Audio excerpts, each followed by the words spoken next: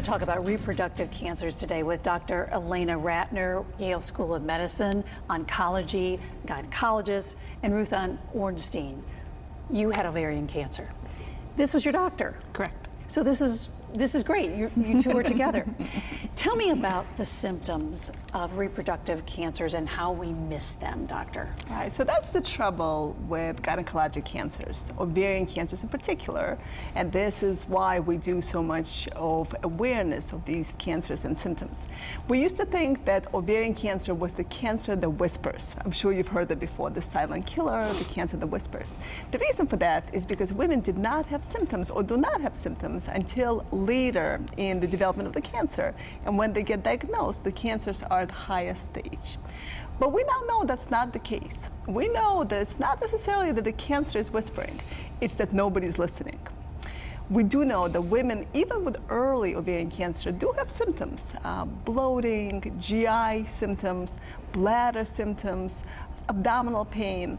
Of course, a lot of women have those symptoms, especially women that are undergoing menopause. And a lot of women during that time think that that's due to that.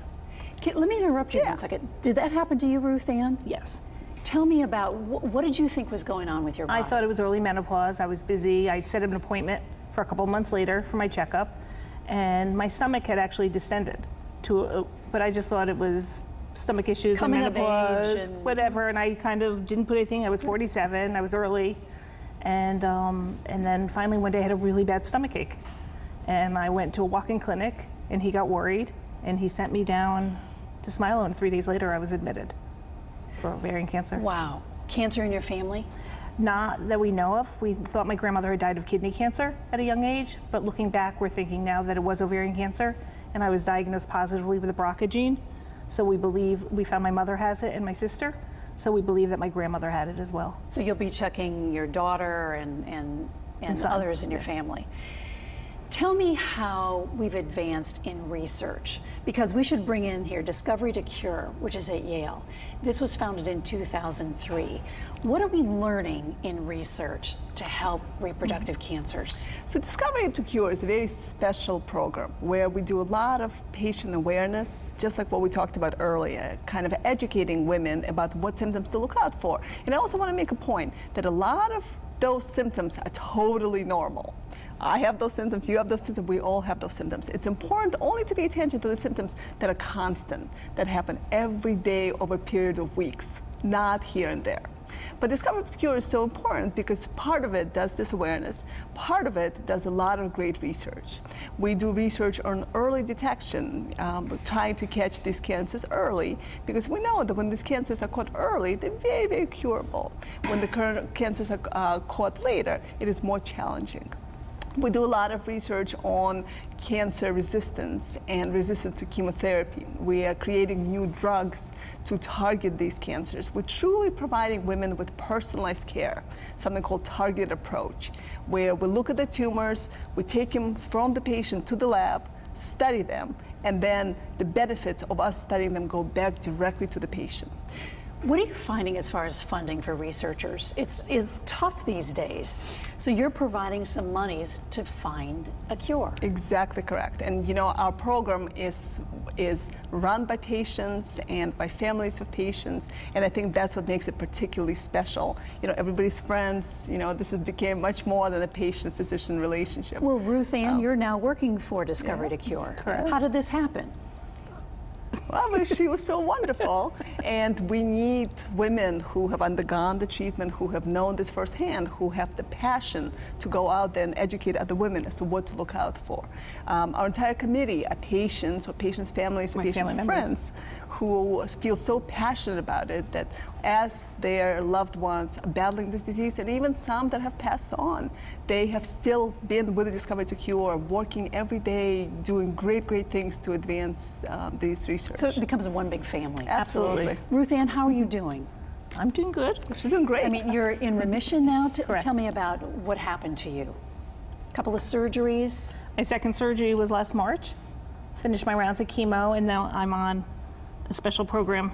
And Elena can Dr. Ratner can tell you more about that. But you said you'll always be on chemotherapy. She'll keep me on a treatment. She'll be watching me and continue treating me as she feels necessary. What stage were you diagnosed? 2C. Which is? Which is early stage, and I think what Ruthann is talking about is example of that personalized approach.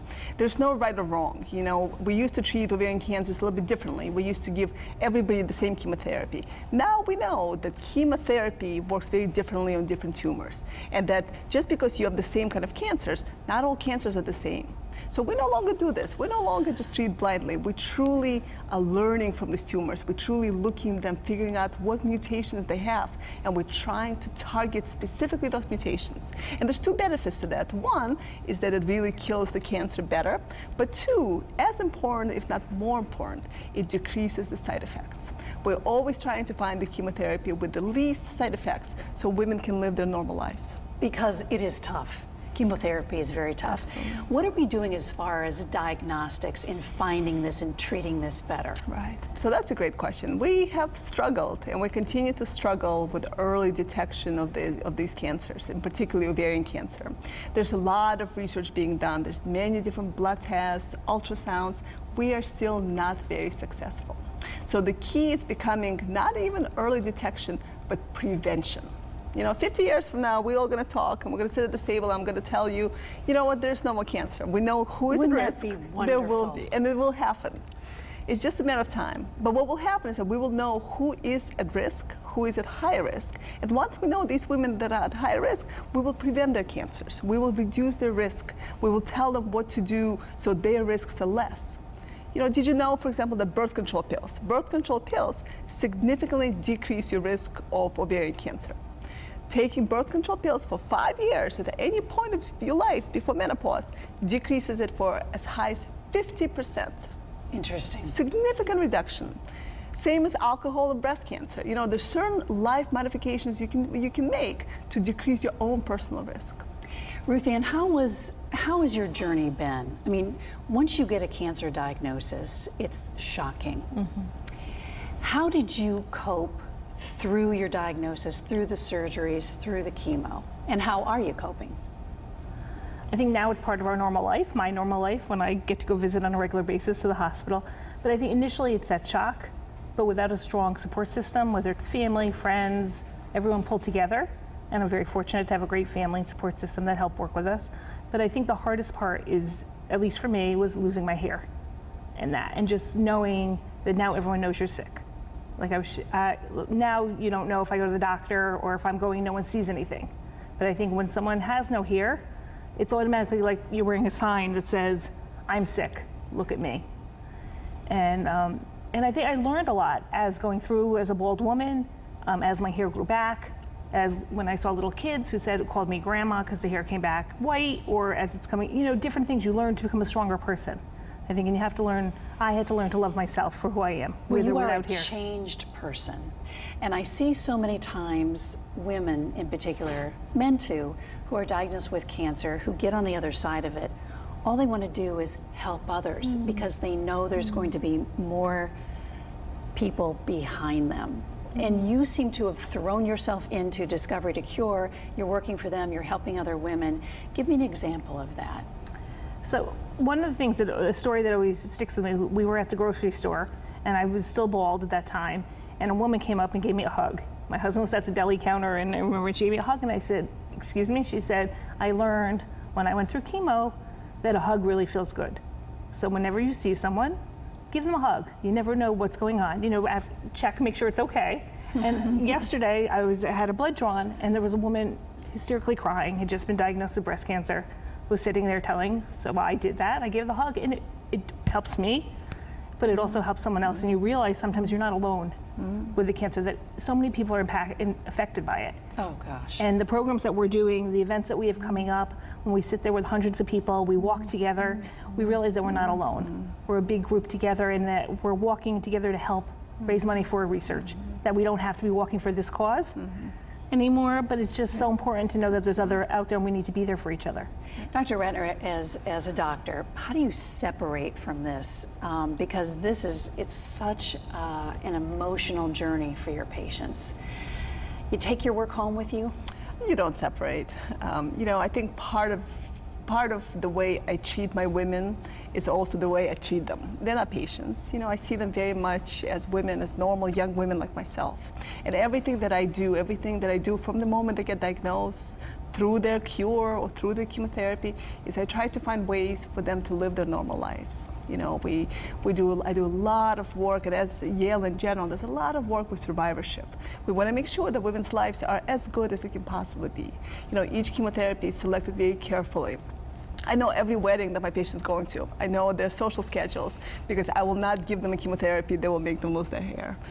I will find something when I can, something that will be a little bit easier. I have patients who travel to Europe, and we build stuff around it.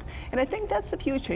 We're not yet at a point where we're curing most of them or a lot of them. So we got to find ways to treat them, but allow women to live their normal lives.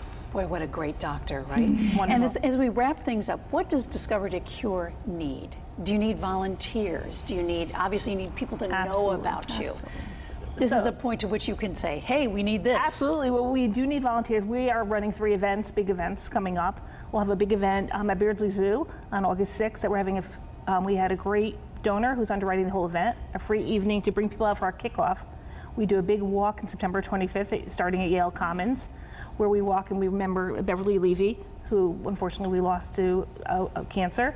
And we'll have a big gala in November in honoring Dr. Peter Schwartz and Congresswoman Rosa DeLauro, who is a survivor, and Dr. Schwartz was her doctor. So we're looking other ways to raise money and bring more people in to be aware. All right, so I hope people are listening. Thank you for telling us about your journey, and thank you for being by women's side. Dr. Elena Ratner and Ruth Ann Ornstein, thank you very much. Thank you very much.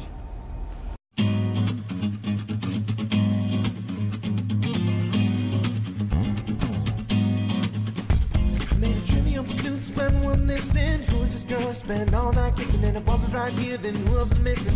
Got a little sidetracked if I'm a wishing to find the keys to the door, but it's also a metaphor. Things keep locked in the grocery store, but mine just to save time. Skip right ahead to the last ride. The harder we look, the less we can see. Don't you know that you need me?